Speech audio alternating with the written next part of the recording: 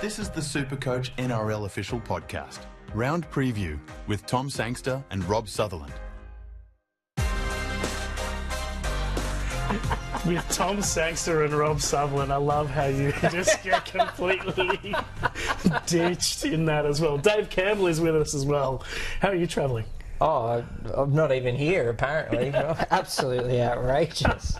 Sorry, SuperCoach-wise. SuperCoach-wise. You're really not here either for that. So let's just... Yeah, SuperCoach-wise, I've had the worst start I've ever had, ever. So yeah, well, same here. Yeah. Same here. It's probably similar for you as well, I'd say. Yeah, Tommy, I put together an AFL SuperCoach team. It took me less than 3 minutes just before the bounce of the game, and that team is going 48. It's 48 percentage points higher than my NRL team, which took me an untold number of hours. Yeah, so that's how well I'm going. Yeah. Well, you're telling us some. So that's why people are listening. They're going to watch our show to watch these three idiots, right? These bumbling clowns. Because whatever we say we're going to do, don't do. You do your own thing. You'll do better than us. I represent the bottom 10%. Yeah. Well, they also watch for your stories and your rants, and you've been telling us some absolute corkers off air. Is there anything that you can repeat now with our, I guess, G-rated audience? There's not a single one. Every single one will cause me to have my second son, the spare, disown me and, just cry. And I as much as I do enjoy watching him cry, and I think it's good for his moral fibre to be faced with difficulties in life, I think I've given him enough. So no, Thomas, I can't. I'm sorry. Well, send through your questions and comments, guys. Quick look at Facebook now. Are you late for Rob? No. Is Ponga to Mulatalo for a cash grab worth it? I'm not keen on Mulatalo at all, and I'm holding Ponga. Wow. Yeah. I'm selling Ponga. For Mulatalo? For Teddy, right, but I am getting Mulatalo as well. Yeah. I've been burnt so many times by Mulatalo that he's on my never again list. I know it makes sense on some levels, but so many attacking stats.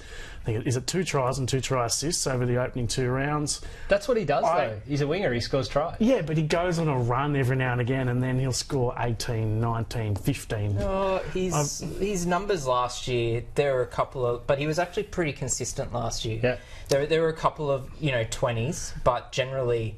He was banging out 50s at a minimum. He has a high work rate. He makes a lot of runs, and he owes me because last year he was going great, and I bought him and I killed Mulatalo. Yeah, well, but that's not going to happen again. I want to get Talakai, right? Like, I'm going to go straight down to guilty pleasure because I wanted to get CSC for Talakai. I don't care about your run check, Tom. Yeah, and he's my guy. I love his story ever since, he told that story of where he was at Souths, he got dropped, and he was at Garbo, and I was like, wow, that's a bloke. That's a guy I want in my SuperCoach team. And to the eye test, he's looked great. But I'm not getting him. I'm getting Mulatalo. Talakai is to me what Mulatalo is to you. He goes great, and then I bring him in. You get him and you kill him. And then he's 20s and 30s, and it kills me. The other thing with Mulatalo, we're totally off script here, is that I think you wrote last year a story about the most consistent players, the most consistent centre wingers. And Mulatalo was right near the top of the list, which doesn't make a lot of sense given that he does have a fair bit of fluctuation. I read that and I bought him in. And after that, he absolutely stunk it up. We both did it. Yeah, but he owes us now, right? Yeah, I'm sure he knows. I'm sure he knows exactly what you're saying right now. I don't mean he owes us. I mean like on a more sort of metaphysical, the universe coming together. The yin and yang. Yeah. Plus he's playing the West Tigers and they suck. Sorry, West. Burning issue. First of all, let's do Damien Cook because breaking news has just come through. I haven't even read it myself. What's the go? Cook benched Havili to start. Right. So it's not locked in, but that is the whisper. But whether another Demetriou knee-jerk reaction, who knows? Or it's Demetriou just messing with the media because he's not in a great mindset with them at the moment as it is. So, but look, that makes sense as well. Like, they figure the Roosters is going to be a bit of a bloodbath. Jared's going to come out 300th game, might as well get suspended. So they want to, have bit more fire and protect Cook a little, like Storm were doing with Harry Grant at the back end of last year. Yeah, get Havili beaten up, and then Cook comes on. Well, I mean, I don't think you could beat Havili up with a truck. Havili will just pretty much just tackle and pass the ball for the first 20. Cook comes on when everyone's a little bit tireder and opens it up a bit. Yeah. I mean, he hasn't, or he is generally an 80-minute hooker, but not all the time these days. So if they're not going to play him for 80, then it makes some sort of sense. He'll come on just as Radley and Warrior Hargraves have both been sin-binned. Yes. and then carve it up. Maybe watch out for Terrell May, though. The work rate on that guy is going to be... Monster. He's going to have monster. to do a lot of work once those guys are in the bin. Okay, we're about 5 minutes into the podcast, and we're finally going to hit the run sheet. Burning issues for tonight. Yeah. Payne, Haas is out, obviously, so Fletcher Baker starts. Willison comes onto the bench, which is somewhat Supercoach relevant, but Haas, 4 to 6 weeks, it's an obvious sell, yeah? He is, and it's good for others. Like, I think it has a flow-on effect to, say, Piakura. In that, Haas was such a monster through the middle, such a big minutes but big work rate, that other guys are going to have to step up. And I think the edges like Ricky and Piakura are going to come into the middle a bit more and get a bit more work done. So I think it works throughout the team. Piakura is also on our run sheet because I was pretty impressed with him over the weekend after that concussion in round 1. He's a bit of a beast in defence. He's putting on big hits all the time. Played the full 80 minutes, which I think will be an ongoing thing for him. So I mean, he's not going to see a big price rise this week, but I think we will see some good price rises from him in the future. He might even lose money this week. Yeah. You know, his break even is almost 70. Yeah. That one's for you, Rob. He's such a Jew. Oh, man. No one's going to understand that joke. They will if they go and look up Piakura's real break-even. So there's a little Easter egg for people. But, you know, there's a chance he actually loses money. Unless he crashes over for a try or something, he's going to lose money. And then, you know, if you don't have him, you can actually pick him up cheaper. And as that horrible round 1 score falls out of his average, and then he starts making money proper. Ezra Mam is a really popular sell. I think it is the 3rd most popular sell. What are your thoughts there? I never got on the Mam bandwagon. I think those 3 tries in the grand final sort of clouded people's judgment a little bit. As much as I love him as an NRL player, he's never really been a Supercoach guy. Yeah, I think Mam and to even a lesser extent Leota were like grand final hangovers. People watched the grand final, saw Leota score a try and went, I'm bringing that guy into my Supercoach. I couldn't understand why he had such a high ownership rate and then went and scored a bloody try last week. But back to Mam. I think he's a sell. That said, Adam Reynolds out. Mam's voice will now be the louder one for the hooker. I think you'll get more ball go that way. That's good for Piakura. The negative is they're playing the Panthers, so pretty hard team to score against in Penrith. And the Panthers, in Penrith, and that looks like they'll be 1 to 17 as well, so no real issues for them. Although, of course, Fisher Harris is out this week. Does that mean Liam Henry starts? I know they've got Lindsay Smith has been named there, but it would be lovely to see Henry come in and start the game and make some more cash for us. It would be amazing, but final teams to decide that for us, I suppose. But Liam Henry is probably one of the most Supercoach relevant guys this year. He's in everyone's team. Extra minutes would just be great for, especially that cash generation. We're running so many cheapies and mid-rangers in the front row and the second row, and you just need some big cash injections there so you can get up to the next level of guy. Interestingly though, last year, because I had it in my head just before I came on, you say I do no prep. I did 2 minutes of prep, and in the back of my head I'm like, Fish missed some games in early 2023, so how did that impact Smith? Because I see Smith as kind of Liam Henry, equivalent now. So when Fish was out, Smith only played 26 and 23 minutes. So the rookie prop was not called on by the Panthers to play big minutes. Instead, your Eisenhuths and your other guys will step in and play those big minutes. When Smith played big minutes was later in the year. When Leota missed a game, he played like 60 minutes. And I think that's Penrith's way, right? Like, you've got to earn your stripes, you've got to earn your minutes. I don't think Henry gets big minutes because Fish is out now, but he gets minutes, and if someone goes out later in the season, that's when we see the boost. I think from memory, and I could be completely wrong here, but from memory, Lindsay Smith had an absolute blinder over Origin or one of those games where he played massive minutes. people are selling Cleary. Do you get this? I think he showed enough last week to suggest that it was just a little blip, that round one. Plus, it's in Penrith. They've got such a good record there. They're up against a good team, but that team is also minus Adam Reynolds and Payne Haas, their best forward and their best back. So Reece Walsh would probably be a little bit angry at that. Perhaps Reece Walsh is their best back, yeah.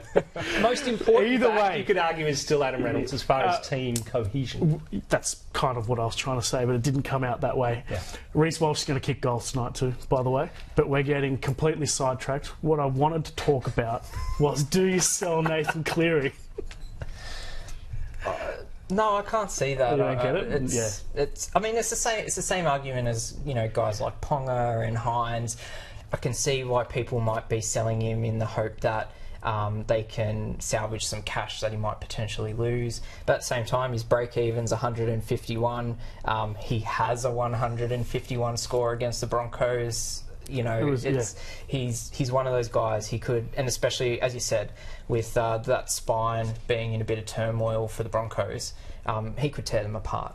Yeah, and the difference between, say, selling a Ponga and selling Cleary is, you sell Cleary, the only option is to get Hines, right? Which I actually get, because he's got a great matchup, and I'll talk about that later. So I could maybe get around that, but it's still pretty sideways. Whereas in the fullbacks, you've got a whole host of options that you could go to legitimately. I think you picked Cleary or you picked Hines, you just stick with them. Yep, I 100% agree. Let's move to guilty pleasures, and Rob's already mentioned his in CSC for Talakai. For me, it's Finifawaki from the Cowboys, who I believe should be pretty high on the most purchased list this week. I think he should be about 4th or 5th, but he's not even in the top 10. And that doesn't make sense to me. I think he's the best cheapie of the week. Should be playing big minutes, potentially 80 on the edge for the Cowboys with Heel and Lukey out for a bunch of weeks. You can wait a week. He's got the break even of 20, so you don't have to move this week, and that's why he's not as popular as I feel he should be. But what are your thoughts on him? I just love watching him play. Eye test is amazing. The minutes are guaranteed. Just get on this week, and that can free up, for me, it'll free up about 150k to get RTS. I see what you're saying, but I don't think you can understate how badly some of our traditional guns have performed to start the season. And I think that's where people are coming from.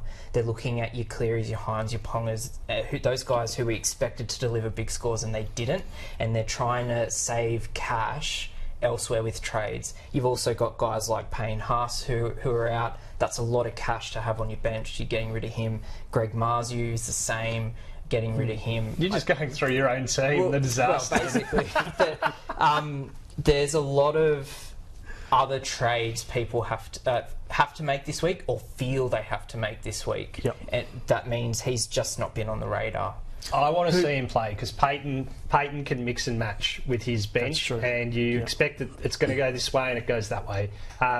So I would 100% step back and just watch where he plays and how he plays. Yeah, well, I think he's an absolute gun. Eye test wise, one of the reasons why it seems more a 13, more a middle to me. But, one of the reasons why they were pretty happy to get rid of Luciano Leilua was that they had this. Well, they had Lukey coming through. Lukey's injured. Then they had this other gun behind him as well. So, in terms of young back rowers, the Cowboys have some of the best in the comp. That's for sure.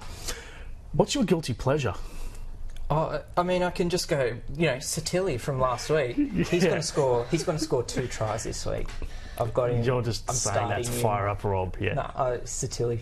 I love him. I like Satilli. I'm not shocked that to totally go off track. But Siwa Wong, I think he's a great talent, but I could not work out what he was doing defensively against the Sea Eagles, and I don't think Robbo could either. So I understand why people are like, how could they drop him? I'm like, did you see him? He was on the right edge and he was defending on the left edge. And Cherry Evans kind of noticed that and threw the ball out and they scored a try. It's like, I can understand why. I think he got a slap. Let's do some late mail. Repeating from earlier on that Damien Cook looks like he will get benched with Havili to start. Payne Haas is out as well, so that means Fletcher Baker starts, Willison comes onto the bench. Panthers will probably be 1 to 17, or certainly their 17 players that run out will be the ones that they have named. On late mail, Nelson Asafa Solomona is going to play for the Sunshine Coast Falcons this weekend. How fun would that be to play kick up and come up against an angry Nelson? Yeah. And reports are that he's sort of out of favour at the club as well. So all that is good news for Joe Chan, who wasn't great in round one with those 9 missed tackles, but last week was really good. Cleaned it up, didn't he? Yeah. Yeah, he was much better. Much better. Any chat on Chan? Oh, love having that 60 points on my bench. Non-scoring bench, yeah. Contributing to my absolutely horrible score. There was some good attack in there too, and ball played as well, which you don't necessarily expect from a rookie back row coming through. Elliot Whitehead is definitely back, which means Zach Hosking. Wasn't this a whack? Yeah, well, I was off Hosking to start anyway. I thought he was only going to be a little cash grab, maybe 1 or 2 weeks. It's definitely not 2 weeks now, it's just 1 week. You should make a bit and then that's it. Like, if you've got trades to throw around and you want to make 80k, then go for it. But I just don't see the point. I was bummed because I'd prepared all these notes saying, look at Hosking last year, right? He started with a bang, and he started with a bang working, like, with base. His base is like 47, 48 at the start of last year, and then it wound back. And that's sort of the Hosking on an edge that I was expecting we'd get. And then he went and got dropped, so all of those notes were pointless, but I thought I'd just throw them out there now anyway. Plenty of action in the chat. I've got a couple of comments I'd like to Yeah. Well, they're probably the same ones. No. Sam said DC makes the panel so much better looking. Yeah, but I mean, it's damning with fake praise, isn't it? Well, it's like, which pile of manure smells slightly better? Yeah. And just thanks to Rod, who's wishing me luck with the HSE, the most talented 17-year-old SuperCoach panel member ever. He thinks that's a joke, but that's a massive compliment. I'm taking it as a compliment. Yeah. Because your wife insists that you have a beard because she was sick of you getting carded, right? Yeah, she does. I'm not allowed to shave my beard because my wife hates how young it makes me look compared to her. You could grow a mullet back. I could. Yeah, that was your best look. But sorry, we digress. Thomas. Any SuperCoach related questions? Nice chest, Rob. Did you shave it? If that button sticks down a little bit further, we're going to see some nip. I'm happy to go all the way. No. Come on. No. Actual SuperCoach questions. Andrew's asking: is Karan a must-have? No. I find, Karan's really interesting. I can't get my shirt that up. I'm so happy about that. I really hope no one tuned in right then out of context. That'd be bizarre. The thing with Karan, right, is that we don't really know his role in minutes. Yeah. So, like, I'm looking for a mid-range second row forward, but I can't go Karan because the injury to Addo Carr in round 1 saw his minutes inflated. The injury to Fa'am Wasili in like the first minute saw Karan play big minutes. We don't really know, so I'm going to go with Sean Lane. I think Lane's a safer pick. I agree with that, and to totally throw Tom's run sheet out the window again, I'm going down to the no-go zone because I had Karan there. He's the 7th most traded in. I see people are seeing the -8 break even and jumping on, but all the reasons you outlined, we haven't seen a proper rotation for the Dogs yet. Plus Liam Knight's back as well. Like, they've got another middle back. Yeah. I think we need to see an uninterrupted game for the Dogs to see what his minutes actually are. Yeah. Lots of chat about whether Karan is going to get dual positioning, and we haven't even spoken about this in the office actually. So what are our thoughts there? Is he playing as a prop? Is he playing as a lock? I feel like Salmon's that lock, and he probably is playing as a prop. I think he's playing prop. I think if he keeps playing prop for another 2 weeks, then he'll get it. Yeah. So it's round 6 is when that switches in. So but we all know, the panel who decides it is essentially just us three sitting here plus Will. So it's only you decide if that person's in your team, they get dual, right? I'm actually bringing in Karan this week, but it's not. That's got nothing to do with it. You can I'm completely independent. Sure. Tom Sangster, you heard it here first. Bringing in Karan, completely guaranteed dual position. Well, I threw it out to you guys first, and you agreed. So but I'm changing my tune now. Yeah, that's except there are 4 people who are going to vote on it, so it could be like it's not an uneven number. So we'll just get a deadlock. Anyway, moving on. Tallis Duncan. Like he looked out and go, that's ruined. That's ruined. Tallis Duncan. So a bit of a blow last week when he got named on the bench, didn't get great minutes.